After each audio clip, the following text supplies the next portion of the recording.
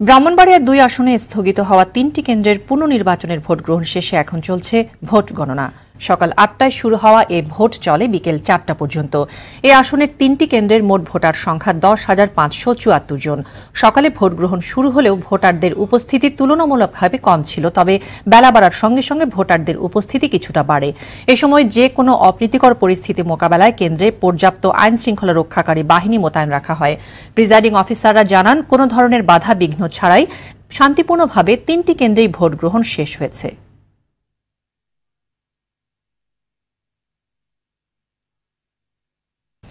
সারা দেশে আলাদা সড়ক দুর্ঘটনায় 4 জন নিহত হয়েছেন। ঝিনাইদহের কালীগঞ্জে আলাদা সড়ক দুর্ঘটনায় 2 জন নিহত ও 2 জন আহত হয়েছেন। প্রত্যক্ষদর্শীরা জানায়, একটি মোটরসাইকেলে করে 3 জন আরোহী কালীগঞ্জের দিক থেকে দুলাল মুন্দিয়া বাজারের দিকে যাওয়ার সময় একটি ট্রাক তাদের পেছন দিক থেকে ধাক্কা দেয়। এ সময় চালক শামসুজ্জামান ঘটনাস্থলেই নিহত হয়, আর বাকি 2 জন আহত হয়। অন্যদিকে কালীগঞ্জের নলডাঙ্গা রোডে একটি নসিবন নিয়ন্ত্রণ হারিয়ে গাছের সঙ্গে ধাক্কা দিলে খায়রুল ইসলাম নামে আরেকজনের মৃত্যু হয়। এদিকে রাজশাহীর পুঠিয়ায় আলাদা সড়ক দুর্ঘটনায় মারা গেছে 2 জন। পুঠিয়া উপজেলার বানেশ্বর কলকাটা নামক স্থানে বাস, ট্রাক ও মাইক্রোবাসের মুখোমুখি সংঘর্ষে ট্রাক চালক ঘটনাস্থলেই নিহত হন। অন্যদিকে পুঠিয়া উপজেলার পোলাপুকুর নামক স্থানে দ্রুতগামী ট্রাক বিপরীতমুখী মোটরসাইকেলকে চাপা দিলে নিহত হন এক পান ব্যবসায়ী। যশোরের মনিরামপুরে স্কুল ছাত্র অপহরণ ও হত্যাকাণ্ডে জড়িত এক যুবক পুলিশের সঙ্গে বন্দুকযুদ্ধে নিহত হয়েছে। নিহতের নাম বিল্লাল হোসেন। ভোরে জেলার মনিরামপুরের কামালপুর জোড়া ব্রিজের কাছে এই বন্দুকযুদ্ধের ঘটনা ঘটে। পরে পুলিশ সেখান থেকে অপহৃত স্কুল ছাত্র তারিফের লাশ উদ্ধার করে। পুলিশ জানায়, নিহত বিল্লাল গত 6 জানুয়ারি মনিরামপুরের গোপালপুর প্রাথমিক বিদ্যালয়ের 4র্থ শ্রেণীর ছাত্র তারিফ হোসেনকে অপহরণ করে তার পরিবারের কাছে 5 লাখ টাকা মুক্তিপণ দাবি করে। দাবির টাকা আনতে গেলে বিল্লালকে আটক করে পুলিশ। পরে বিল্লালের দেয়া তথ্য অনুযায়ী অপহৃত তারিফের লাশ উদ্ধার করতে গেলে স্থানীয় জোড়া ব্রিজ এলাকায় বিল্লালের সহযোগীরা পুলিশকে লক্ষ্য করে গুলি ছোড়ে। এ সময় পুলিশও পাল্টা গুলি ছুড়লে দুপক্ষের গোলাগুলির মাঝে পড়ে বিল্লালের মৃত্যু হয়। গাজীপুরের শ্রীপুরের শীর্ষ সন্ত্রাসী মাসুদ ওরফে পিস্তল মাসুদ ও তার সহযোগী রাজীব গ্রেপ্তার হয়েছে। বুধবার ভোররাতে উপজেলার উজিলা গ্রামে বিশেষ অভিযান চালিয়ে তাদেরকে গ্রেপ্তার করা হয়। এ সময় তাদের কাছ থেকে 300 পিস ইয়াবা সহ 3 পিস ম্যাগাজিন, 14 রাউন্ড গুলি ও 2টি বিদেশি পিস্তল উদ্ধার করা হয়। শ্রীপুর থানার অফিসার ইনচার্জ জাবেদুল ইসলাম জানান, তাদের নামে বিভিন্ন থানায় অস্ত্র, মাদক সহ প্রায় 10টি মামলা রয়েছে।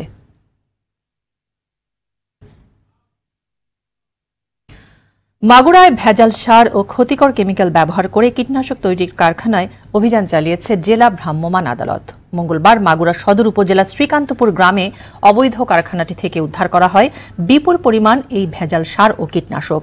এ সময় একজনকে আটক করে নগদ 75,000 টাকা জরিমানা করা হয়। মাগুরা সদর উপজেলার সহকারী কমিশনার মোহাম্মদ মাহবুবুল আলম জানায়, দীর্ঘদিন ধরে ভেজাল সার ও কীটনাশক বাজারে বিক্রি করে আসছিল কারখানাটি।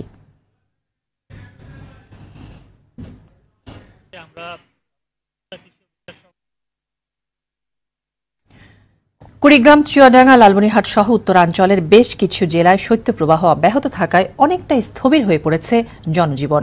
চুয়াডাঙ্গায় শৈত্যপ্রবাহ অব্যাহত রয়েছে। আজ জেলার সর্বনিম্ন তাপমাত্রা 9.9 ডিগ্রি সেলসিয়াস রেকর্ড করেছে আবহাওয়া অফিস। কুড়িগ্রামেও ঘন কুয়াশার সঙ্গে বইছে হিমেল হাওয়া। শীতের প্রকোপে কাজে যেতে পারছেন না কুড়িগ্রামের কৃষকরা। প্রচণ্ড শীতে বিপর্যস্ত জনজীবন। শীতবস্ত্রের অভাবে নিম্ন আয়ের মানুষের দুর্ভোগ বেড়েছে। হাসপাতালগুলোতে বাড়ছে ঠান্ডাজনিত রোগীর সংখ্যা। আমরা বুড়ে মানুষ, এই যে ছোঁয়া পোয়া ধরি, আমরা থাকি কুয়ের সাথে, ঠান্ডাতে আমরা কাঁপতে কাঁপতে আমরা ফজরের নামাজ পড়বে পাই না, পানি আমার হাত ছিঁড়ি যায়। ঠান্ডাতে বুড়ে মানুষ আমরা চলবে পাই না, ওদের তো আসি বসছি। আমার শীতের কাপড় দেয় নাই, আমার কিছু দেয় নাই, আমরা কষ্ট করি আসি, এই যে বসি আছি। দর্শক, উত্তরবঙ্গের শৈত্যপ্রবাহের খবর জানাতে এই মুহূর্তে চুয়াডাঙ্গায় আছেন আমাদের সহকর্মী জহির রায়হান। সেখানকার শীতের খবর আমরা তার কাছ থেকে জেনে নেব। জহির, চুয়াডাঙ্গায় তো মৃদু শৈত্যপ্রবাহ চলছে, তো এটা কতদিন লাগাত চলতে পারে এবং এই বিষয়ে আবহাওয়া অফিস কি বলেছে আমাদের জানান। জি সান্দিরা, যেমনটি বলছিলেন, চুয়াডাঙ্গায় আরেকটা জিনিস আগে জানিয়ে রাখি যে ভৌগোলিক কারণে চুয়াডাঙ্গায় শীতের সময় শীত এবং গরমের সময় বেশি গরম অনুভূত হয়।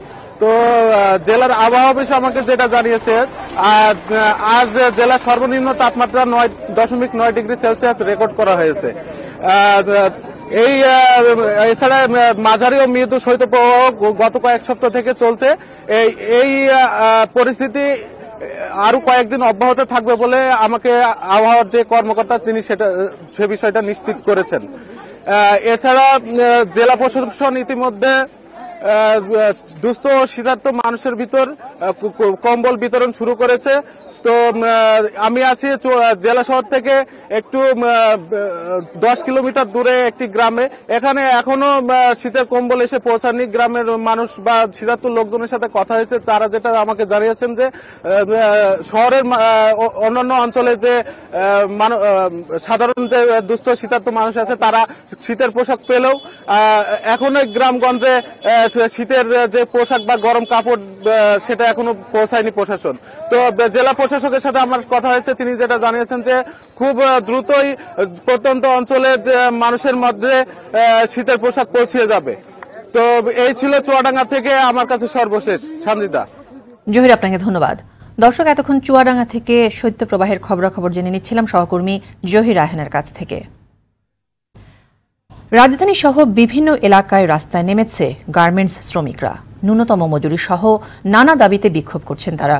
মিরপুরের কালশী, সাভার, টঙ্গী ও গাজীপুরের কোনাবাড়িতে রাস্তা বন্ধ করে কাজে যোগ না দিয়ে বিক্ষোভে অংশ নেয় শ্রমিকরা। সকাল থেকে বিক্ষুব্ধ শ্রমিকরা মিরপুরের কালশী রোড, গাজীপুরে ঢাকা ময়মনসিংহ সড়ক অবরোধ করে বিক্ষোভ করে। এ সময় সাংবাদিক সহ আহত হন 20 জন। এদিকে সাভারের গ্যান্ডা ও টঙ্গীতেও রাস্তা বন্ধ করে বিক্ষোভ করে শ্রমিকরা। পরিস্থিতি নিয়ন্ত্রণে কারখানাগুলোর সামনে বিজিবি মোতায়েন করা হয়েছে।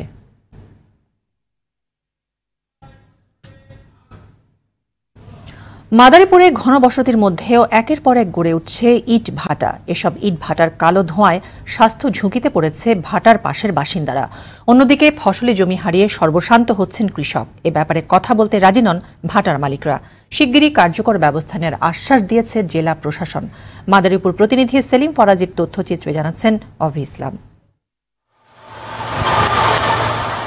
বিধি অনুযায়ী ফসলি জমি ও ঘনবসতি এলাকার 3 কিলোমিটারের মধ্যে ইটভাটা নির্মাণ সম্পূর্ণ নিষিদ্ধ। অথচ মাদারীপুর সদর উপজেলার পূর্ব মহেশেরচর সরকারি প্রাথমিক বিদ্যালয়ের কোল ঘেঁষে গড়ে উঠেছে বেশ কয়েকটি ইটভাটা, যেগুলোর অধিকাংশের নেই পরিবেশ অধিদপ্তরের ছাড়পত্র। নিয়ম অনুযায়ী 120 ফুট চিমনি দিয়ে কয়লা ব্যবহার করে হাওয়া ভাটা ইট পোড়ানোর কথা, কিন্তু স্থানীয় গাছপালা কেটেই মাত্র 20 ফুটের ড্রাম চিমনিতে ভাটাগুলোতে কাঠ পোড়ানো হচ্ছে, যার বিষাক্ত কালো ধোঁয়া নষ্ট করছে আশপাশের পরিবেশ। ফসল হয় না, ধান পান হয় না। এবার বাচ্চাদের এখানে একটা স্কুল আছে, প্রাইমারি স্কুল, এদের সমস্যা হয়। কাঠ পোড়া যেই সমস্যা কয়লাগুলো, এটা নাকের ভিতরে গেলে অনেক শারীরিক অবস্থা খুবই ক্ষতি হয়। এদিকে দীর্ঘদিন ধরে ভাটাগুলোতে কাঠ পোড়ানোতে ক্ষুব্ধ স্থানীয় পরিবেশবিদরা। ইটভাটাগুলোতে পোড়ানো হচ্ছে স্থানীয় বন জঙ্গলের কাঠ। এই কাঠ পোড়ানোর ফলে বন জঙ্গল থেকে কাঠ উজাড় হয়ে যাচ্ছে, বায়ু দূষণ হচ্ছে, যা পরিবেশের জন্য ভীষণ রকমের হুমকি স্বরূপ। পরিবেশ অধিদপ্তর ও জেলা প্রশাসনের যৌথ উদ্যোগে আইন অমান্যকারী ইটভাটা মালিকদের বিরুদ্ধে ব্যবস্থা নেওয়ার আশ্বাস দেন জেলা প্রশাসনের শীর্ষ এই কর্মকর্তা। ইটভাটাগুলো জেলা প্রশাসন এবং পরিবেশ অধিদপ্তর যৌথভাবে করে থাকে, দেখে থাকে। যৌথভাবেই আমাদের দায়িত্ব আছে যে আমরা ইটভাটাগুলো যাতে সঠিকভাবে চলে এবং পরিবেশের দূষণ না করে, কোনো ধরনের অনৈতিক বা অবৈধ কোনো কিছু করতে না পারে, সে ব্যাপারে আমরা পদক্ষেপ নিতে পারি। মাদারীপুরের 4টি উপজেলায় 23টি ইটভাটার মধ্যে পরিবেশ অধিদপ্তরের ছাড়পত্র ছাড়াই চলছে 18টি ইটভাটা। এর মধ্যে সদর উপজেলায় 13টি ইটভাটা রয়েছে। অভি ইসলাম, টিভি। দর্শক, এবার সারা দেশের আরও কিছু খবর জেনে নেব সুরায়া মুন্নির কাছ থেকে।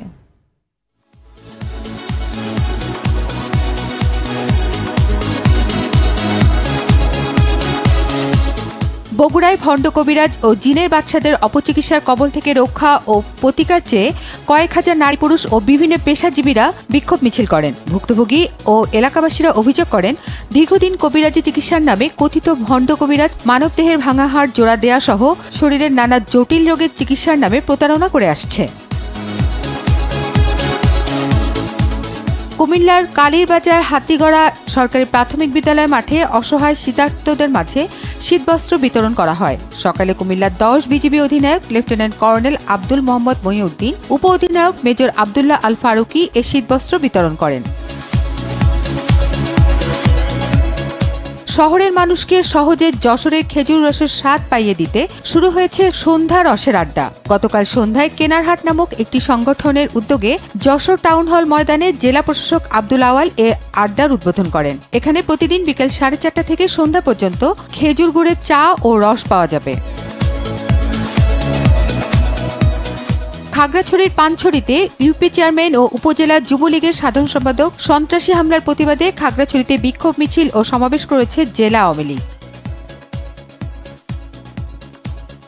মাগুরার আঙ্গারদাহ গ্রামে অনুষ্ঠিত হয়েছে বাড়ি সরিষা চাষের উপযোগী ও ফলন বিষয়ক মাঠ দিবস। মাগুরা জেলা কৃষি সম্প্রসারণ অধিদপ্তরের উপপরিচালক মোহাম্মদ জাহিদুল আমিনের সভাপতিত্বে অনুষ্ঠানে প্রধান অতিথি ছিলেন মাগুরা জেলা প্রশাসক মোহাম্মদ আলী আকবর।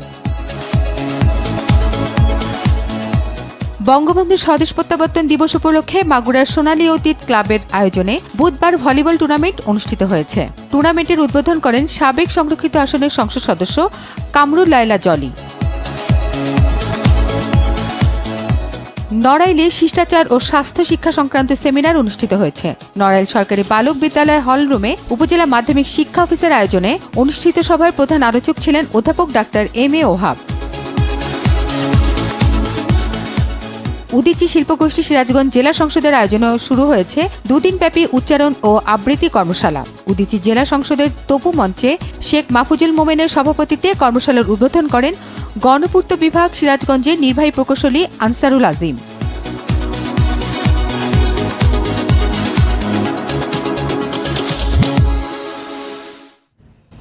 এরই সঙ্গে শেষ করব জেলার সংবাদ। তবে শেষ করার আগে শিরোনামগুলো জানিয়ে যাব আরও একবার।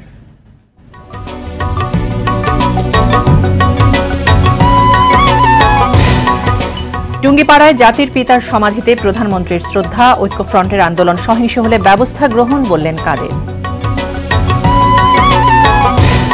ঝিনাইদহ রাজশাহীতে সড়ক দুর্ঘটনায় প্রাণ গেল 4 জনের। যশোরে পুলিশের সঙ্গে বন্দুকযুদ্ধে এক শিশু অপহরণকারীর মৃত্যু। এবং অব্যাহত শৈত্যপ্রবাহে বিপর্যস্ত উত্তরাঞ্চলের জনজীবন, হাসপাতালগুলোতে বাড়ছে ঠান্ডাজনিত রোগী।